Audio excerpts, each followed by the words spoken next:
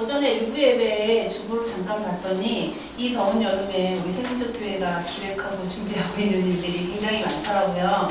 그래서 덥지만 건강하시고 그리고 주님의 인도하심 아래 이 모든 계획하신 일이 잘 진행되기를 저도 같이 기도하겠습니다.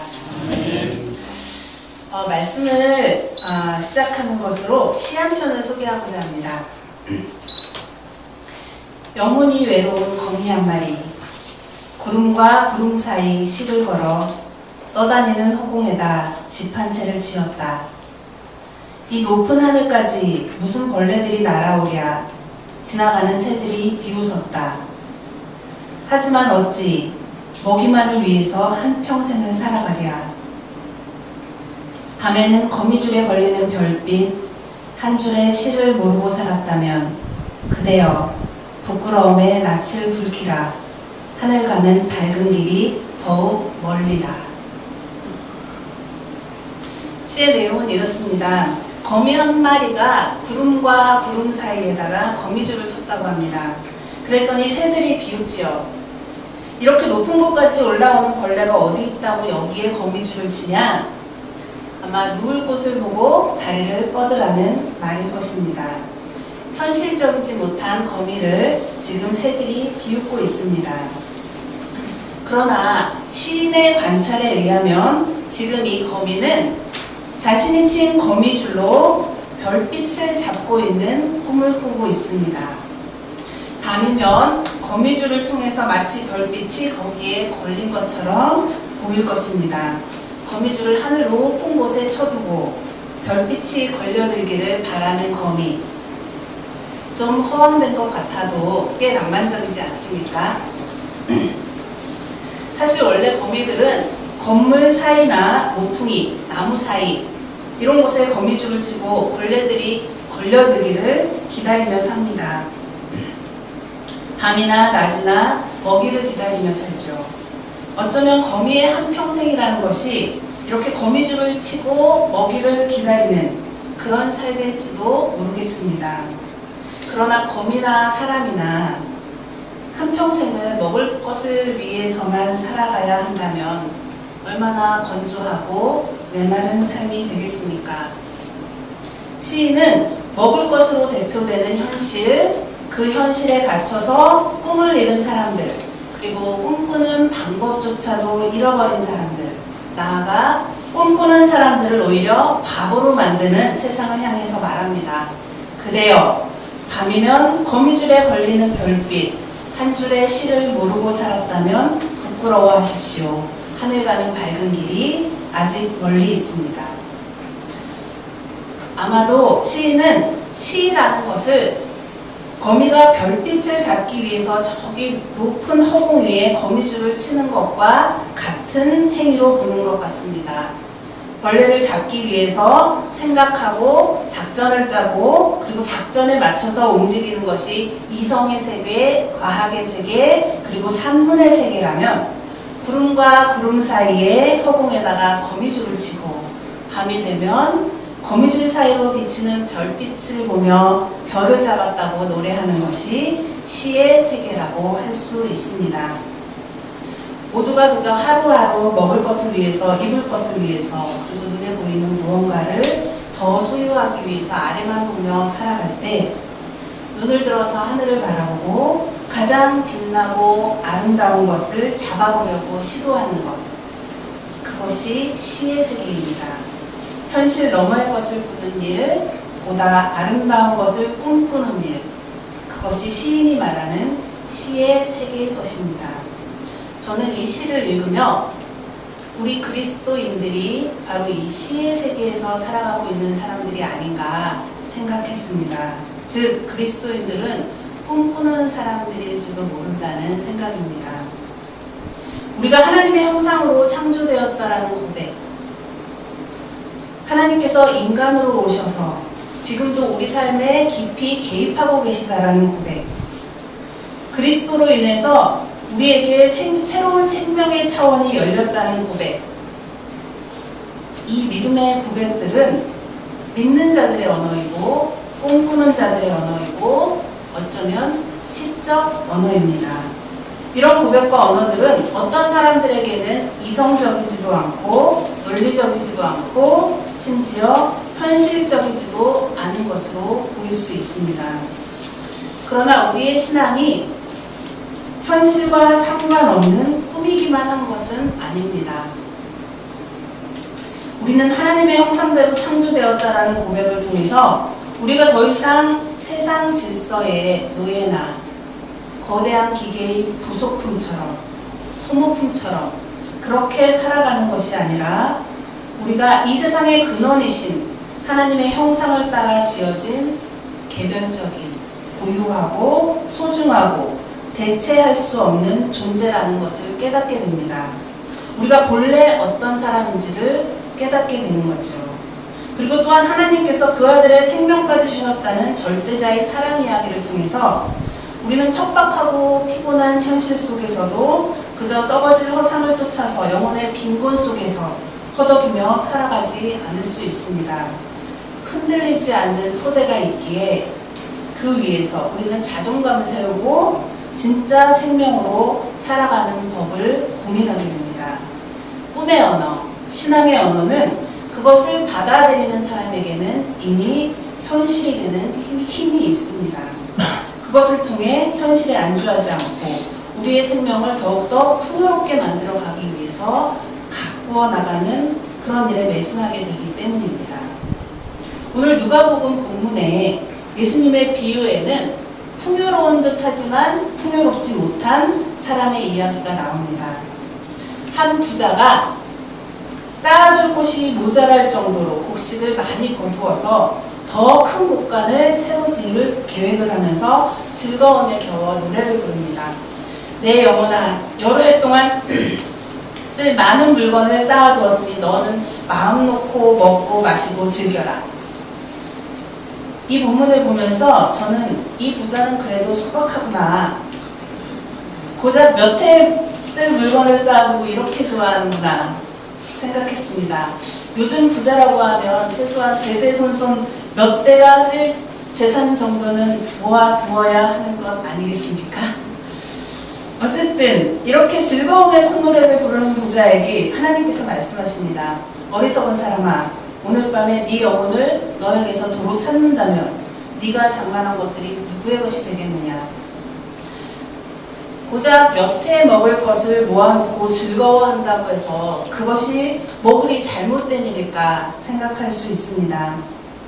인간이 자신의 운명을 다 알 수는 없지만 곡간을 채워서 내일을 대비하는 것은 불안한 인간 실존이 언제나 행해왔던 자연스러운 행동이 아니겠습니까? 어느 정도 액수가 오른 통장을 바라보며 어느 정도는 그래도 긴장을 풀고 콧노래를 부르는 것은 오늘에 사는 우리도 가끔은 누리거나 그리고 꿈꿀 수 있는 행복입니다. 그러나 예수님은 이 비유의 끝에서 이렇게 말씀하십니다. 자기를 위해서는 재물을 쌓아두면서도 하나님께 대하여는 부유하지 못한 사람은 이와 같다. 오늘 부자가 어리석은 사람으로 책망받은 이유는 그의 부유함 때문이 아니었습니다. 오히려 그의 궁핍함 때문입니다. 하나님에 대한 궁핍함 말입니다. 예수님은 그것을 하나님에 대해서 부유하지 못하다라는 말로 표현하십니다. 사실 곡간을 충분히 채워놓은 부자에게는 이제 더 이상 어떤 요구도 없어 보입니다. 어떤 배고픔도, 어떤 그리움도, 어떤 갈증도 없어 보입니다. 그렇기에 부자는 하나님이 더 이상 필요하지 않습니다. 그저 마음 놓고 이제 그 소유를 누리는 일을 앞으로 자신의 삶의 과제로 삼았습니다. 실제로 하나님을 믿는 사람들 중에도 이렇게 하나님을 더 이상 필요로 하지 않는 사람들이 많이 있습니다. 다른 필요가 충분해서이기도 하지만 이미 하나님을 소유했다고 믿고 있기 때문이기도 합니다. 어떤 사람들은 소위 신앙생활이라는 것을 열심히 해서 마치 마일리지를 쌓듯이 이렇게 뭔가를 쌓아두면 하나님에 대해서도 부유해진다고 생각합니다. 또 어떤 사람들은 자기가 원하는 것을 하나님의 자리로 올려놓고 그 원하는 것을 가짐으로써 하나님을 소유한 듯이 살아가기도 합니다. 돈이나 명예나 권력이나 성공을 쫓는 사람들이 그것을 하나님의 은혜로 여기고 그것을 얻었을 때 그것을 하나님의 축복이라고 말하는 것을 우리는 많이 보았습니다. 또한 자신의 생각을 하나님의 뜻으로 등치시킨 사람들은 하나님의 이름으로 그리고 진리의 이름으로 자신의 생각을 고집하고 강요하기도 합니다. 마치 자신이 진리를 그리고 하나님을 소유하고 있기라도 한 양 타인을 평가하고 심판의 말 하기를 주저하지 않습니다. 이런 사람들은 하나님을 사유화한 사람들입니다. 그들은 진정한 의미에서는 어쩌면 무신론자들일지도 모릅니다. 신을 모르거나 신의 속성을 무시하고 있기 때문입니다. 우리는 어떻게 해도 하나님을 소유할 수 없습니다. 기독교가 경험하고 고백하는 하나님은 존재의 가장 높은 차원이기도 하고 가장 깊은 차원이기도 하고 가장 무한하며 동시에 가장 세밀하신 분이기도 하고 가장 자유로우며 동시에 가장 종속적인 분이시기도 합니다. 존재의 모든 차원을 담고 있는 이분. 우리는 다만 무어라 규정하기 힘든 존재의 차원인 그에게 닿기 위해서 그를 계속해서 쫓아 살아갈 수 있을 뿐입니다. 그래서 사도 바울도 빌립보서에서 말하기를 내가 이미 얻었다 함도 아니요 온전히 이루었다 함도 아니라 오직 내가 그리스도 예수께 잡힌 바 된 그것을 잡으려고 쫓아가노라 이렇게 고백하지요. 하나님에 대해서 부요하다라는 것은 그를 잡기 위해 그를 붙들기 위해 부단히 쫓아가는 삶의 태도를 의미합니다. 이렇게 설교를 이렇게 써내려가면서 앞에 소개한 시를 다시 한번 읽어봤더니 전에 보지 못했던 구절이 하나 눈에 띄었습니다. 맨 첫 줄이었어요. 영혼이 외로운 거미 한 마리. 시의 주인공 거미의 캐릭터는 영혼이 외로운 거미였습니다. 외롭다라는 것은 뭔가가 채워지지 않았다라는 거죠. 예를 들어 주변에 사람이 없을 때 외로움을 느낍니다. 자신이 갖고 있는 것만으로는 뭔가 채워지지 않았을 때 우리는 외로움을 느끼죠. 그러나 이 외로움이 우리로 하여금 무언가를 찾게 하고 갈구하게 하고 그리고 동시에 깨어있게 합니다. 외로움도 없이 부족함도 없이 현실에 만족하며 살면 우리는 우리에게 정말 무엇이 필요한지를 모르게 됩니다. 영혼이 외로운 거미였기에 다른 거미들이 모두 먹이를 위해서 건물 사이에 나무에 거미줄을 칠 때 구름 사이에 거미줄을 쳐볼 수 있었던 것입니다.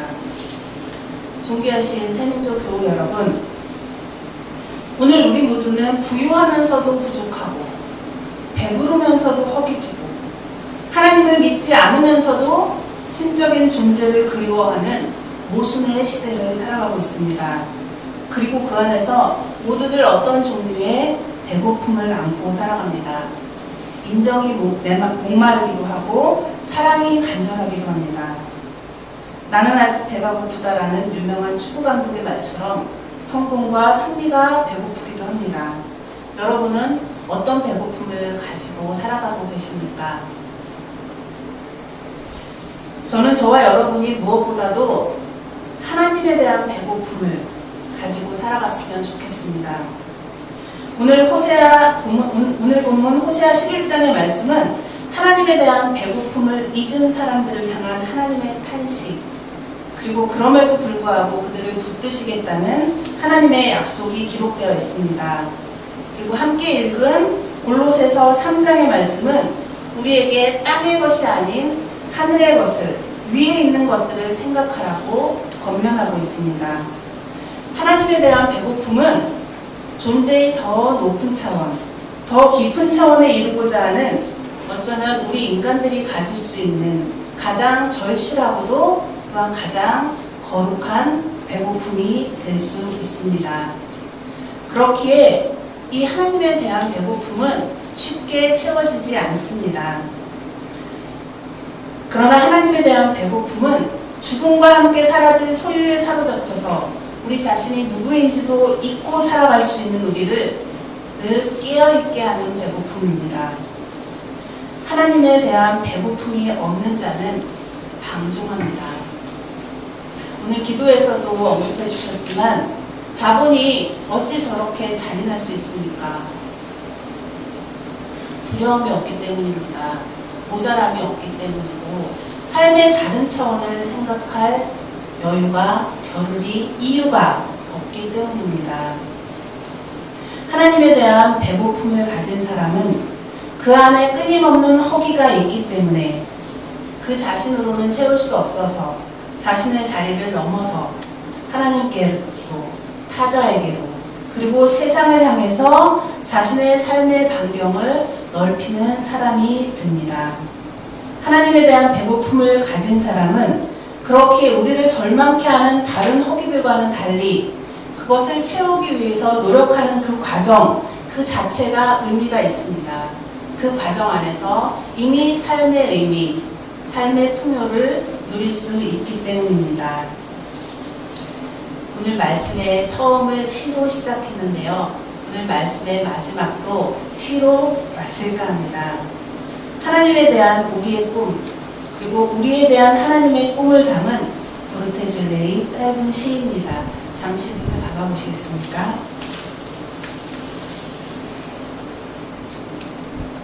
하나님, 당신은 나를 꿈꾸셨나이다.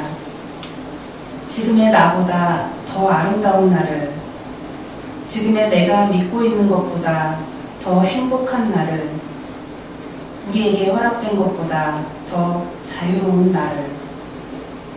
하나님, 나를 꿈꾸는 것을 멈추지 말아 주십시오. 나 역시 내가 누구인지 기억하는 것을 멈추지 않겠습니다. 내가 생명의 시냇가에 심겨진 당신의 나무라는 것을.